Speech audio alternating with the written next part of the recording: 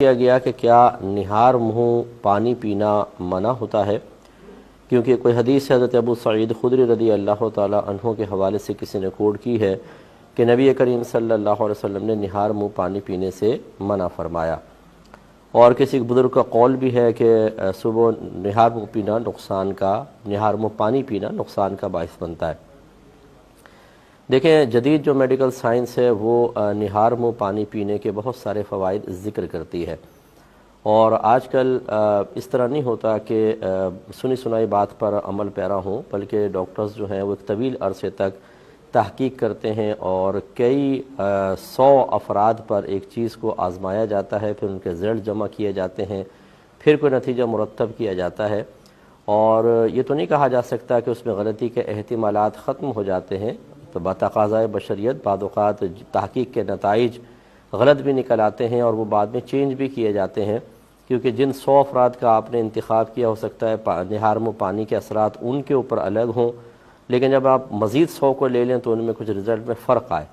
لیکن بہرحال جو تحقیق کی گئی تو یہ پتہ چلا کہ اس کے بے شمار فوائد، نہار منہ پانی پینے کے بہت سارے فائدے سامنے آئے ہیں۔ اب یہ حدیث میں بظاہر منع کیا گیا اور میڈیکل سائنس کہہ رہی ہے کہ اگر آپ نہار منہ پانی پئیں گے تو فائدہ ہوگا، اس میں لوگ ذرا تذبذب کے عالم میں آئے ہیں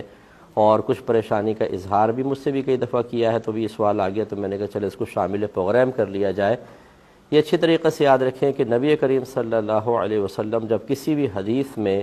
کسی چیز کو طبی نقطۂ نگاہ سے منع فرمائیں یا اس کا استعمال تجویز فرمائیں، دونوں چیزیں ذہن میں رکھیے گا، تو وہاں پر اگر حکم بھی موجود ہوگا تو وہ امر صرف استحباب کے لیے ہوتا ہے۔ اسی طرح اگر منع کیا گیا ہو تو سمجھ لیں اس منع پر پھر بھی آپ عمل کریں تو خلاف اولا بنے گا، یعنی ترک مستحب ہوگا۔ تو اس لیے خلاصہ کلام یہ ہے کہ جب نبی کریم صلی اللہ علیہ وسلم کسی چیز کا باقاعدہ حکم ارشاد فرمائے تو اس حکم کی مختلف شرعی حیثیتیں ہوتی ہیں، کبھی تو اس حکم کے اوپر عمل کرنا واجب ہوتا ہے، کبھی سنت موقدہ کے درجے میں ہوتا ہے، اور کبھی ایسا ہوتا ہے کہ فقط آپ عمل کریں تو مستحب ہے، نہیں کریں تو کوئی گناہ نہیں ہے۔ جیسے سرکار نے ارشاد فرمایا اگر سالن میں مکھی گر جائے تو اس کو ڈبو دو، پھر اس کو نکال کر پھینک دو، کیونکہ وہ اپنے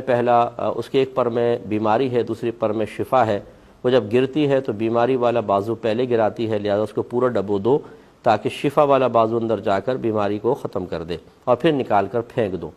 اب اس میں تمام امر کے صیغے ہیں، لیکن سب جانتے ہیں کہ یہ مستحب ہے۔ اگر مکھی گر جائے کو ویسے نکال کے اس کو پھینک دے تو یہ نہیں ہے کہ وہ گناہگار ہوگا، اور پھر اگر وہ کھانا نہ کھائے، اس کا دل نہیں چاہ رہا، اس کو کراہت محسوس ہو رہی ہے، مکھی نکال کر پھینک کر وہ کسی اور کو وہ کھانا دے دیتا ہے،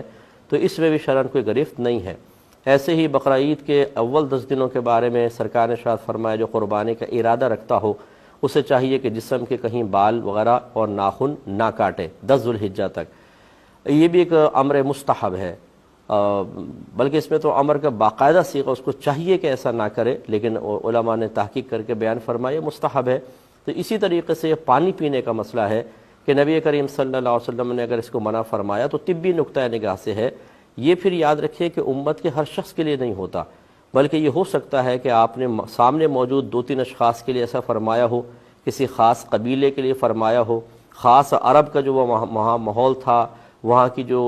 آبا و فضا تھی اور جو کچھ آب و ہوا تھی، اس کے حوالے سے سرکار نے فرمایا ہو، لہذا دوسرے علاقے والے، دوسری جگہ والے، دوسری طبیعت رکھنے والے اگر اس میں فائدہ محسوس کریں اور اس کو اختیار کریں تو شرعاً کوئی قباحت نہیں ہے۔ جیسے نبی کریم صلی اللہ علیہ وسلم نے شہد کے بے شمار فائدے بیان فرمائے اور فرمایا اللہ تعالیٰ نے اس میں تقریباً ہر بیماری کی شفا رکھی ہے۔ سرکار نے فرمایا شہد استعمال کرو، اللہ نے اس میں شفا رکھی ہے، لیکن کیا یہ ہر شخص شہد استعمال کر سکتا ہے؟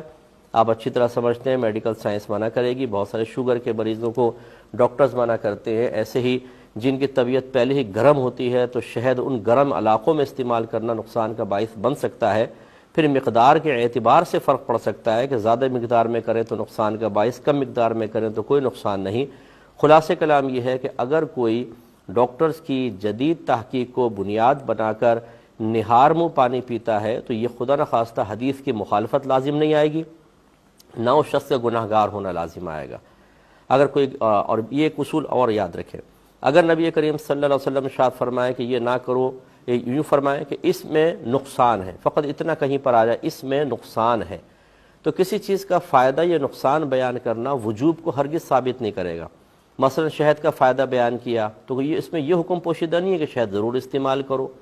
اگر کہیں پر آ جائے کہ نہار منہ پانی نقصان کا باعث ہے تو اس کا مطلب یہ نہیں ہے کہ فرمایا جا رہا ہے پانی استعمال ہی نہ کرو، بلکہ وہ ایک مشورہ ہوتا ہے۔ ہو سکتا ہے کہ یہ ایک شخص کے لیے نقصان کا باعث ہو لیکن دوسرے کے لیے فائدہ مند ہو، تو اس لیے آپ استعمال کرنا چاہیں تو کوئی حرج نہیں ہے۔